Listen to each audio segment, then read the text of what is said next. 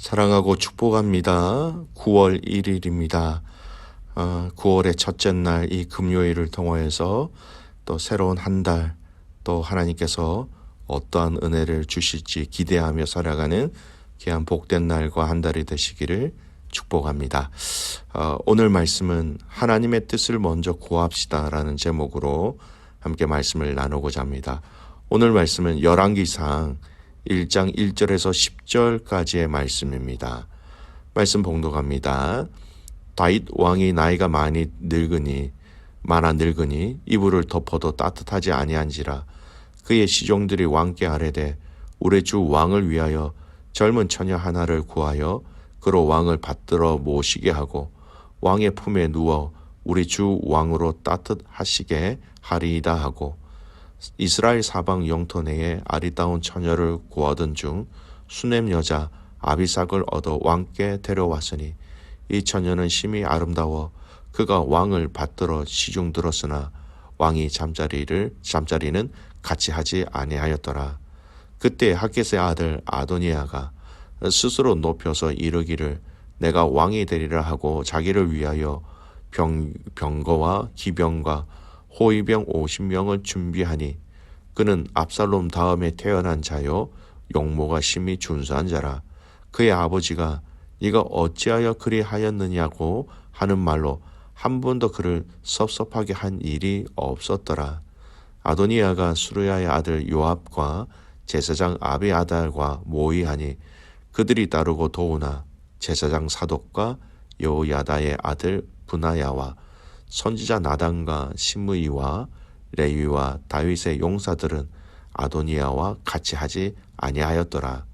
아도니아가 에르노겔 근방 소헬렛 바위 곁에서 양과 소와 살찐 송아지를 잡고 왕자 곧 자기의 모든 동생과 왕의 신하가 된 유다 모든 사람을 다 청하였으나 선지자 나단과 브나야와 용사들과 자기 동생 솔로몬은 청하지 아니하였더라. 아멘. 오늘 말씀 제목은 하나님의 뜻을 먼저 구합시다 라는 제목으로 함께 말씀을 나누고자 합니다. 오늘부터 우리는 열왕기상 말씀을 묵상하게 됩니다. 열왕기상의 말씀의 시대적 배경은 다윗이 죽고 다음 왕인 이 솔로몬을 세워가는 이 시점에부터 시작하여서 유다의 여호사밧 왕과 북이스라엘은 아합 왕의 아들 아하시아 왕의 시절까지의 사건들이 기록되어져 있습니다. 이 다윗 이후에 세워진 나라들, 그리고 그 나라들 가운데 북이스라엘과 남유다로 나누어진 두 왕국 안에 일어난 사건들을 중심으로 기록된 말씀이다. 그렇게 설명해 드릴 수 있습니다.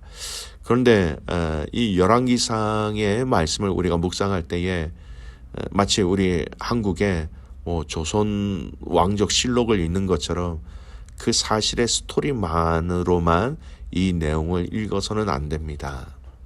우리가 이 열왕기상하의 말씀을 읽으면서 계속해서 함께 봐야 할 것은 지난달에 묵상하였던 이 예레미야 말씀의 주제와 동일한 견지로 이 말씀을 살펴보아야 합니다. 바로 축복과 저주의 기준이 무엇인가 하는 그 기준을 통하여서 이 열왕기상의 말씀을 묵상할 수 있어야 합니다. 순종하면 하나님의 복이, 불순종하면 하나님의 심판이 이 예레미야 말씀 속에 있었던 것처럼 이 열왕기상의 말씀을 묵상하면서 동일하게 왕들의 사건들과 등장인물 하나하나를 살펴보면서 놓치지 말아야 할 것은 순종으로 인하여서 그 결과가 복으로, 또 불순종으로 인하여서 그 저주로 확연하게 나누어진다는 것을 우리는 볼 수 있어야 합니다. 그 사실과 사건들 가운데 이 내용들을 함께 바라볼 때에 이 열왕기상에 일어난 모든 사건들의 그 의미, 그 배후에 주시는 하나님의 그 영적 메시지들을 우리가 정확하게 확인할 수 있게 되는 것입니다. 자, 먼저 오늘 본문으로 들어가서 오늘 본문의 이야기는 다윗 왕의 이야기로 시작되어집니다. 1절 말씀 보십시오. 다윗 왕이 나이가 많아 늙으니 이불을 덮어도 따뜻하지 아니한지라. 여러분, 다윗의 인생은 참으로 위대하였다라고 생각되어집니다. 비록 다윗의 인생에 있어서 실수가 몇 가지 있었지만 그 인생을 통하여 우리는 하나님의 일하심을 볼 수 있었고, 또 그와 함께 하신 하나님의 역사가 얼마나 세밀하고 완벽했는지도 알 수 있었지요. 그는 하나님의 마음에 합한 왕이었습니다. 근데 오늘 그가 나이가 많이 늙었다라고 이렇게 얘기하고 있습니다. 그래서 아비삭이라는 여인을 통해서 몸을 따뜻하게 할 필요가 있을 정도로 그만큼 많이 늙었다라는 것입니다. 몸이 정상적으로 작동하지 않았다라는 것이죠. 오늘 이 다윗도 이 늙음, 세월이라는 것에 순응하고 있다라는 것입니다. 즉 다윗에게도 죽음이라는 것이 점점 가까워지고 있다라는 이 의미를 오늘 본문은 첫 구절부터 얘기하고 있는 것이죠. 히브리서 9장 27절 말씀에 이런 말씀이 있습니다. 한번 죽는 것은 사람에게 정해진 것이요 그 후에는 심판이 있으리니. 우리 모두가 다 죽음을 맞이하게 된다라는 겁니다. 죽음이라는 것을 피해갈 수 없습니다. 그 어느 누구도 죽음을 피해갈 수 없다는 것은 세상도 다 아는 내용입니다. 우리가 살아있을 때에 주님이 다시 오신다면 모르지만 그 어느 누구도 이 죽음을 피해갈 수 없다라는 것. 그 사람이 의인이든 그 사람이 악인이든 그 사람이 하나님을 알고 있고 하나님을 신뢰하는 자이든 아니든 간에 오늘 우리가 이 다윗의 마지막의 이 모습을 보면서 우리의 마지막 때를 항상 깨어 준비하고 있기를 간절히 소원합니다. 우리가 이 땅에서 인생을 다 마감하고 그분에게 갔을 때에 부끄럽지 않고 기쁨과 감사함으로 주님을 만날 수 있기를 축복합니다. 지혜로운 자들은 자신의 죽음을 준비하는 사람들입니다.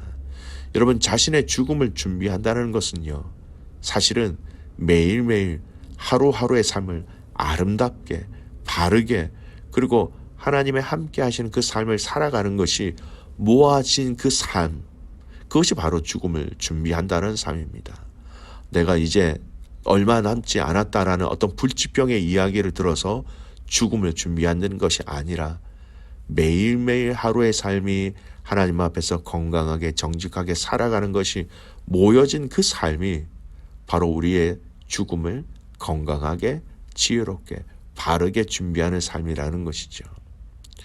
오늘 하루 주님과 함께함으로 인한 기쁨과 감사함으로 우리의 마지막을 성실하게 준비하는 저와 여러분이 되시기를 주님의 이름으로 축복합니다. 두 번째, 오늘 다윗은 마지막 때에 힘이 없어지 그래서 나라를 통치하는 것에 대해서 공백이 생겼을 때에 그의 네 번째 아들 아도니아가 왕위를 스스로 찬탈해 버립니다. 즉 스스로 왕위에 올라 왕이 되어 버렸다는 것이죠. 스스로 재물을 잡아 왕이 즉위를 알리는가 동시에 제사를 드리면서 스스로 왕이 되었다는 것을 9절 말씀은 그렇게 얘기하고 있습니다. 그리고 이 아도니아의 편에 함께하는 자들도 있었습니다. 우리 6절에서 7절 말씀 제가 읽겠습니다. 그는 압살론 다음에 태어난 자요 용모가 심히 준수한 자라.